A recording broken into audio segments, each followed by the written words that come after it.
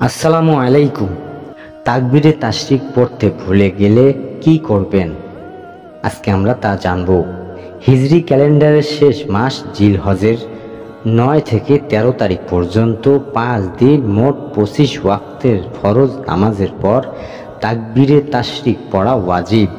এ বছর বাংলাদেশে 1446 হিজরি 9 জিলহজ মোতাবেক 6 জুন 2025 শুক্রবার ফজর নামাজ থেকে শুরু করে 13 জিলহজ মোতাবেক 10 জুন 2025 মঙ্গলবার আসরের নামাজ পর্যন্ত তাকবীরে তাশরিক পড়তে হবে।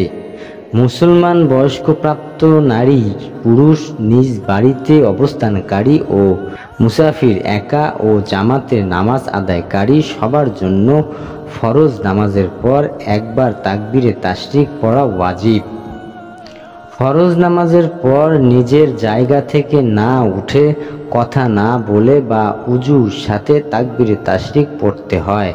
তাকবীরে তাশরিক পড়ার আগে মসজিদ থেকে বের হয়ে গেলে নামাজ ফাসেদ হয়ে যায়, এমন কোনো কাজ করলে, উজু নষ্ট হয়ে যায় এমন কিছু ঘটলে তাকবীরে তাশরিক পড়ার সময় আর বাকি থাকে না। ঘটনার আগে তাকবীরে তাশরিক পড়তে ভুলে যায়, তাহলে পরে আর তা কাজা করার উপায় থাকে না। এরকম ক্ষেত্রে ওয়াজিব ছেড়ে দেওয়ার জন্য তওবা ইস্তেগফার করতে হবে।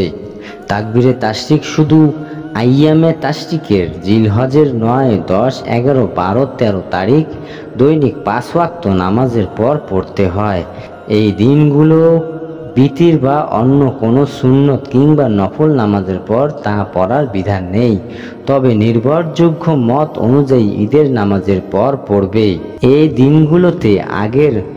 দিনগুলোতে আগের কোনো নামাজ আদায় করলে বা এই দিনগুলোর কোনো নামাজে এই দিনগুলো অতিবাহিত হয়ে যাওয়ার পর কাজা করলে ওই নামাজের পর তাকবীরে তাশরিক পড়ার নিয়ম নেই। তবে এই দিনগুলোর কোনো ফরজ নামাজ যথাসময়ে পড়তে না পেরে এই দিনগুলোর অন্য কোনো দিন কাজা করলে তখন তাকবীর পড়তে হবে। জাযাকাল্লাহু খায়র।